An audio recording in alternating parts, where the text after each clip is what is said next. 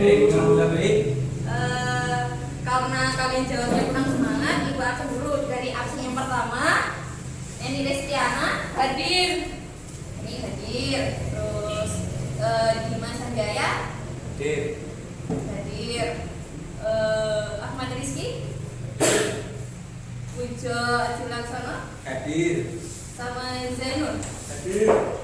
Alhamdulillah semuanya sudah hadir. Karena kalian tadi ada yang kurang semangat jawabnya, apa ada yang kurang sehat, kurang fit di sini? Anti? Tidak. Yang lainnya kayaknya masih kurang semangat. Jadi pesan ibu buat kalian menjaga kesehatan, banyak minum vitamin, terus jangan lupa minum air putih yang banyak supaya kalian gak pilek, gak kuman. Soalnya kasus pandemi akhir-akhir ini kan tingkatnya sudah lumayan drastis ya, melonjak tinggi kasusnya. Jadi kalian harus tetap jaga kesehatan. Ini mungkin itu aja motivasinya buat hari ini. Kita langsung masuk materi bab 3, lanjutan dari bab kemarin. Kalau bab kemarin kita sudah mempelajari tentang persebaran pengelolaan sumber daya pertambangan, kelautan, dan pariwisata. Jadi kita sekarang mempelajari yang potensi dan persebaran sumber daya kehutanan. Karena kita belajar tentang sumber daya kehutanan, Ibu bacakan mengenai kompetensi dasarnya terlebih dahulu. Itu kompetensi dasar 3.1. Kalian memahami konsep ruang, lokasi, distribusi, potensi, iklim, bentuk muka bumi, geologis, flora dan fauna, dan interaksi antar ruang di Indonesia serta pengaruhnya terhadap kehidupan manusia dalam aspek ekonomi, sosial, budaya, dan pendidikan. Sedangkan IPK-nya ada 3. Jadi IPK yang pertama itu kalian mampu memahami pengertian sumber daya alam. Yang kedua mampu mengoreksi upaya melestarikan potensi dan persebaran sumber daya kehutanan. Dan yang ketiga kalian mampu memahami manfaat hutan bagi kehidupan. Sudah. Ada yang tahu apa pengertian dari sumber daya alam? Mungkin salah satu dari kalian ada yang mau menjelaskan, mendeskripsikan apa sih pengertian dari sumber daya alam itu sendiri? Nggak tahu, belum tahu, bukannya nggak tahu, kalian belum tahu. Ibu jelaskan ya.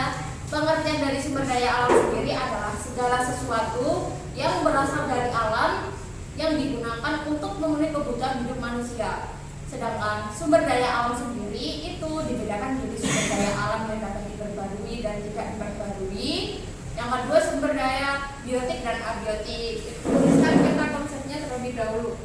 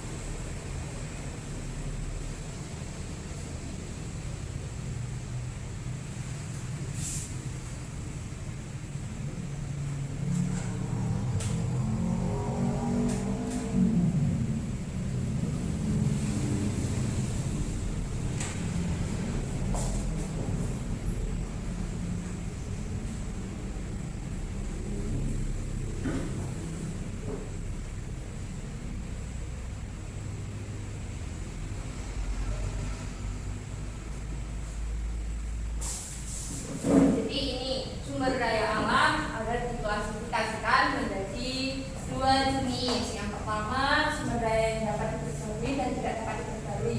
Sedangkan yang ada di sini sumber daya alam biotik dan abiotik. Kalau abiotik dan abiotik itu perbedaannya lingkungan yang hidup dan mati. Kalau contoh ciri-cirinya sumber daya alam yang tidak dapat diperbarui, ada yang tahu nggak apa? Misalnya contohnya apa? Minyak bumi. Minyak bumi. Yang lain? Air. Air. Terus batu bara juga nggak bisa diperbarui kan? Kalau sumber daya alam yang dapat diperbarui contohnya apa? Tumbuh-tumbuhan.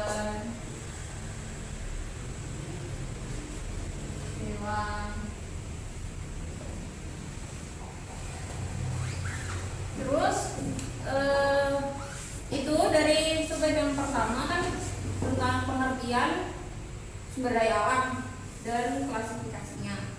Kita masuk ke subbagian kedua mengenai upaya pelestarian potensi dan persebaran sumber daya kehutanan. Di sini ada dibedakan menjadi 7. Ibu bacakan yang pertama, upaya melestarikan potensi dan persebaran sumber daya kehutanan. Yang pertama, kita bisa melakukan reboisasi, terus menerapkan sistem tebang pilih, menerapkan sistem tebang tanam, pengembangan secara konservatif, penerapan larangan penebangan hutan secara sewenang-wenang, dan pemberian sanksi kepada mereka yang melakukan penebangan secara ilegal.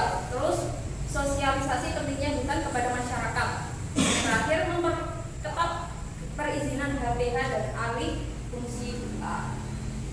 Ibu jelaskan satu-satu dulu. Gitu. Kalau ada yang penting bisa kalian catat.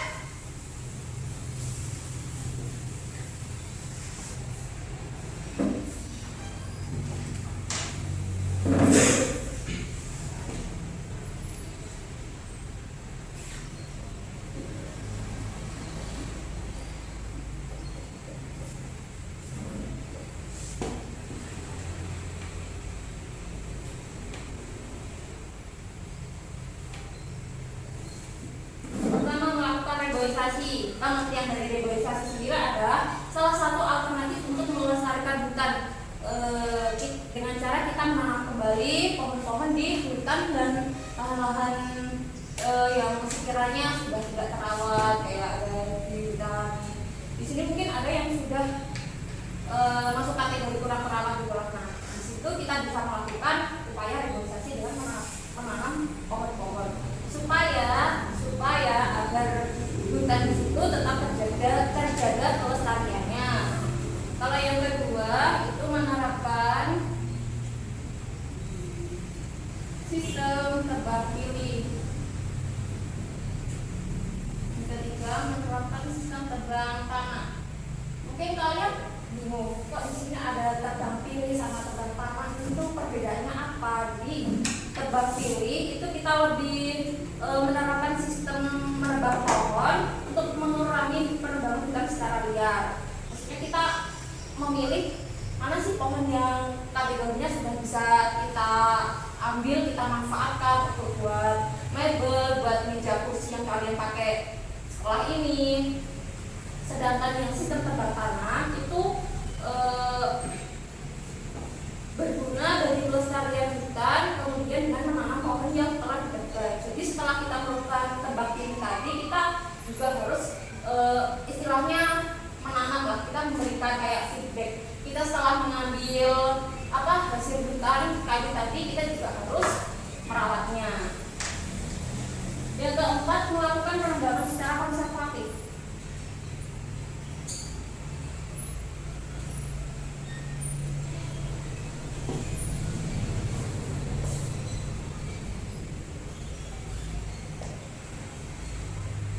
Kalau pengembangan secara konservatif itu hampir sama dengan pengembangan sistem tebang pilih. Perbedaannya itu kalau secara konservatif kita lebih menebang pohon yang sudah sakit, kayak sudah hampir kering gitu kan, itu kita melakukan pengembangan secara konservatif. Yang kelima, menerapkan larangan pengembangan hutan secara wewenang dan memberikan sanksi kepada mereka yang menebang pohon secara ilegal. Contohnya di sekitar sini kalian tahu apa ya bahasanya, kalau di sini tuh kayak belandong kayu, kalian tahu nggak? Tidak. Ya, tahu Bu. Ya, belandong kayu itu biasanya kayak orang-orang yang pekerjaannya ya ambil hasil hutan, ambil nebang pohon itu secara ilegal. Maksudnya mereka itu nggak ada lisensi dan kewajiban gitu ngambil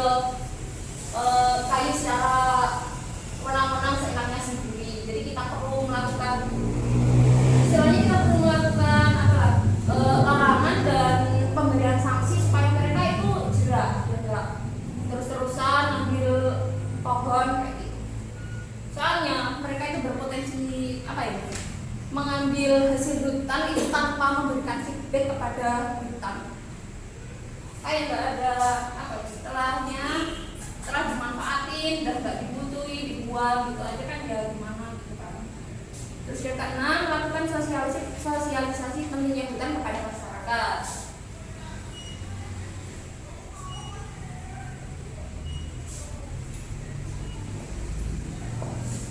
Yang dimaksud sosialisasi di sini mungkin di daerah pedesaan itu masih minim sekali ya, kayak ada seminar, terus ada penyuluhan di rumah-rumah, di tangga gitu, biasanya masih jarang banget. Kalau sering kita temui juga mungkin seminar, webinar online. Nah, kayak webinar itu merupakan salah satu program untuk melakukan sosialisasi kepada masyarakat untuk tetap melestarikan hutan. Apa sih pentingnya hutan buat kita, terus juga kita harus mikirin. Terus yang ketujuh, memperketat perizinan HPH dan alih fungsi hutan.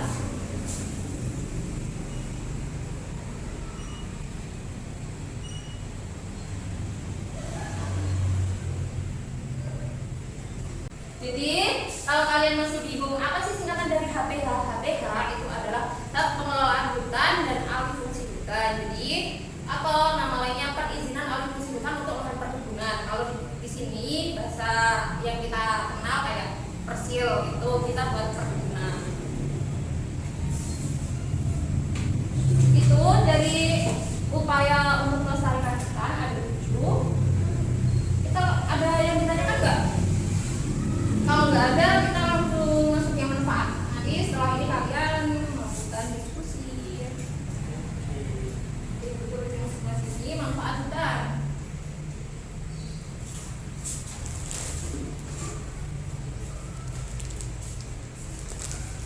Yang pertama, hutan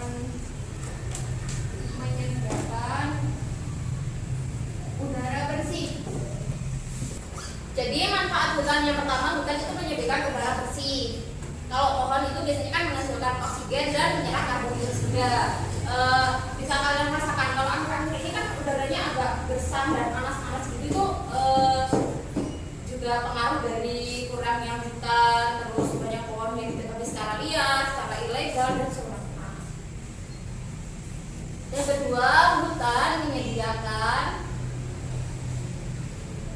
sumber air bersih. Jadi sesuai di buku ini, beberapa sumber menyatakan bahwa walaupun ketersediaan air di dunia melimpah, air yang dapat dikonsumsi oleh manusia untuk keperluan hidup hanya 5%, sedangkan sisanya adalah air laut. Gambaran ini menunjukkan bahwa pentingnya keberadaan hutan sebagai penyimpan air dan menjaganya di dalam tanah sebagai persediaan air bagi manusia. Salah satu penyebab banjir di wilayah Jakarta itu kan kurangnya pohon-pohon kan yang dialihfungsikan sebagai gedung-gedung yang tinggi perkantoran. Jadi kayak kurangnya resapan untuk menyimpan air, jadi di sana itu banyak banjir. Nah, itu masuk ke dalam manfaat hutan yang ketiga, menjaga banjir dan erosi. Contohnya seperti di Jakarta tadi, karena kurangnya pohon-pohon di sana, jadi bisa menyebabkan banjir dan erosi.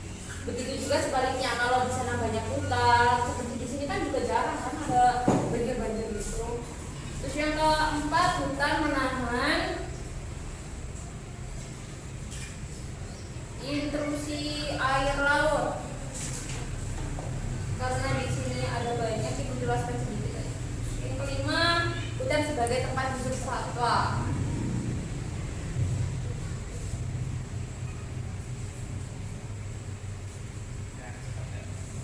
Hutan menyediakan hasil hutan kayu,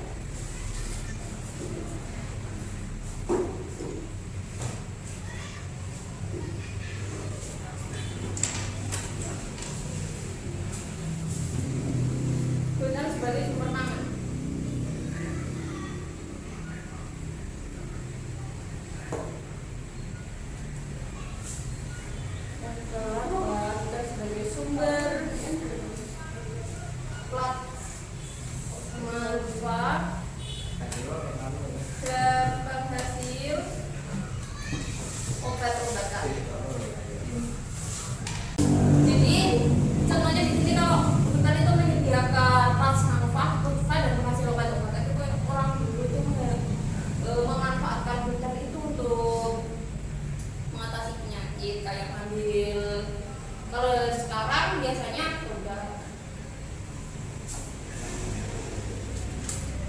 Ya, ke-9 hutan sebagai penyedia wisata alam.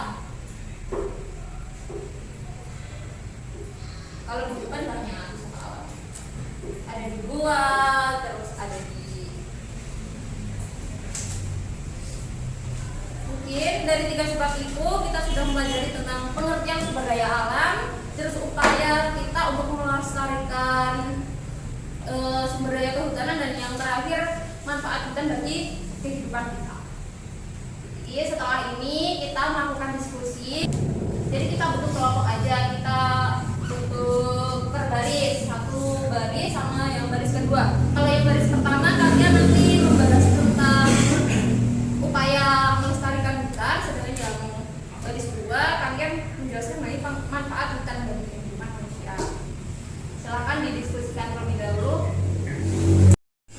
Jadi diskusinya tiap kelompok udah ya. Siapa ya? Perwakilan aja deh dari kelompok 1. Siapa yang mau maju?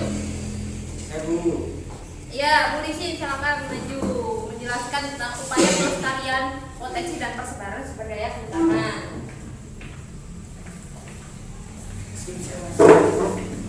Assalamualaikum warahmatullahi wabarakatuh. Waalaikumsalam warahmatullahi wabarakatuh. Ya, perkenalkan, nama saya Murisi, perwakilan dari kelompok 1. Di depan sini saya ingin menjelaskan yaitu terkait upaya untuk melestarikan hutan. Adapun yang pertama yaitu melakukan reboisasi. Sebenarnya reboisasi itu adalah salah satu alternatif untuk melestarikan hutan, karena kita dapat menanam kembali hutan yang sudah rusak sehingga hutan akan tetap terjaga keberadaannya. Kemudian yang kedua, kita dapat menerapkan sistem tebang pilih, atau dalam artian kita dapat memilih pohon mana yang bisa kita tebang dan pohon mana yang tidak kita tebang. Selanjutnya yang nomor 3, menerapkan sistem tebang tanam. Sistem ini sangat berguna bagi pelestarian hutan. Sistem penebangan hutan yang kemudian diganti dengan menanam pohon yang telah ditebang agar hutan tetap terjaga keberadaannya. Kemudian yang nomor 4, melakukan penebangan secara konservatif, yaitu cara menebang pohon yang sudah tidak produktif lagi.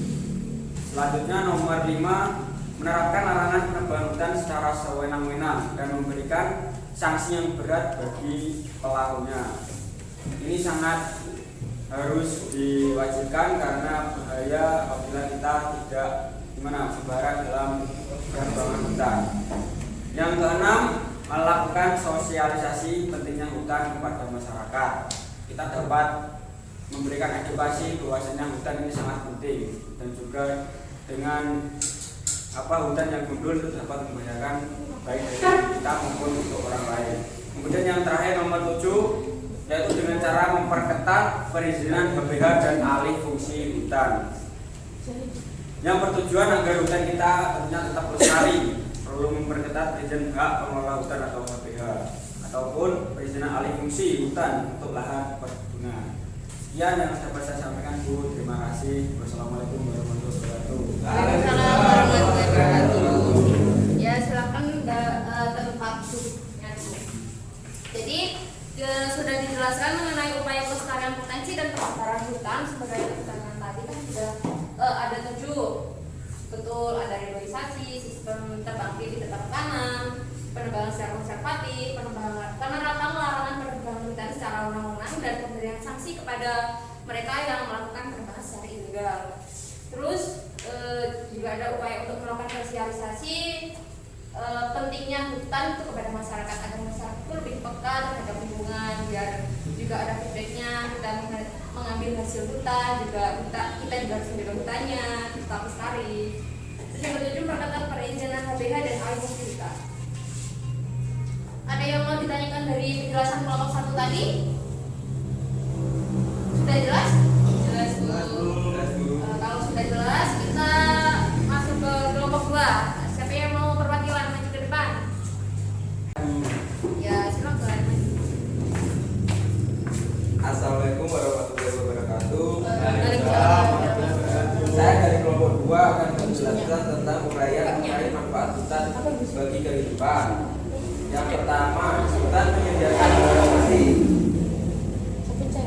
Yang kedua, hutan menyediakan sumber air bersih. Yang ketiga, hutan mencegah banjir dan erosi. Yang keempat, hutan menahan intrusi air laut. Yang kelima, hutan sebagai tempat hidup satwa. Yang keenam, hutan menyediakan hasil hutan kayu dan bukan kayu. Yang ketujuh, hutan sebagai sumber pangan. Yang kedelapan, hutan sebagai sumber plasma nutfah dan penghasil obat-obatan. Yang kesembilan, hutan sebagai penyedia wisata alam. Terima kasih Bu. Assalamualaikum warahmatullahi wabarakatuh. Waalaikumsalam warahmatullahi wabarakatuh. Mungkin itu dari penjelasan kelompok 2. Apa yang mau ditanyakan atau didiskusikan lagi nggak? Tidak, Bu. Nggak ada. Dari dua kelompok tadi sudah cukup jelas penjelasannya. Kita langsung coba tanya jawab aja, biar kalian lebih memahami materinya. Sumber daya alam sendiri dibagi menjadi beberapa jenis. Salah satunya berdasarkan materi, yaitu sumber daya alam biotik dan abiotik. Berikut ini jenis sumber daya alam abiotik, yaitu di situ kan ada opsinya 4, A, B, C, dan D. Yang pertama yang A, ayam, batu, air. B, minyak bumi, fosil, bunga. C, angin, tanah, burung. Dan D, tanah, air, angin. Dari 4 jawaban itu yang paling benar yang opsi mana? C. D.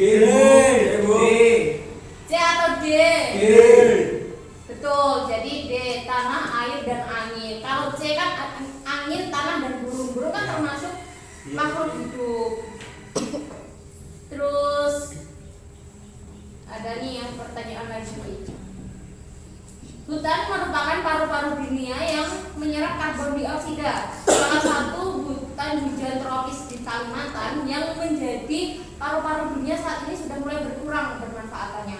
Berikut ini pernyataan yang bisa dijadikan upaya melestarikan hutan, kecuali A, menerapkan menebang pohon tetapi pohon yang ditebang diganti dengan bibit baru. B, melakukan kegiatan penanaman kembali hutan yang telah ditebang atau tandus keburu. Yang C, mengadakan penebangan hutan secara massal atau besar-besaran tanpa pertimbangan.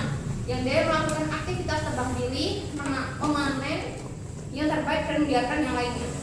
Opsi yang paling benar yang mana? C. Bu. A. Mengadakan pembangunan secara massal atau besar-besaran tanpa pertimbangan. Ya betul, karena di sini kan ada kata kecuali. Jadi dari 4 opsi itu yang kita pilih mana yang bukan upaya melestarikan hutan. Jadi cukup jelas ya materinya dari 3 subbab itu. Jelas. Dapat kita simpulkan bahwasanya sumber daya alam adalah segala sesuatu yang berasal dari alam yang dapat kita gunakan untuk memenuhi kebutuhan hidup sehari-hari. Contohnya hutan tadi, hutan menghasilkan oksigen, menyerap karbon dioksida, dia juga menyediakan sumber air. Jadi itu. Sebelum mengakhiri pelajaran hari ini, kita berdoa sesuai agama dan keyakinan masing-masing. Berdoa dipersilakan. Berdoa. Amin. Jadi itu saja yang bisa Ibu sampaikan pada pertemuan hari ini. Pesan Ibu, kalian harus jaga kesehatan, jaga pola makan, apalagi puasa saat ini. Terus kalian juga harus tetap minum vitamin, makan makanan yang sehat gitu kan. Ya udah ya. Itu aja.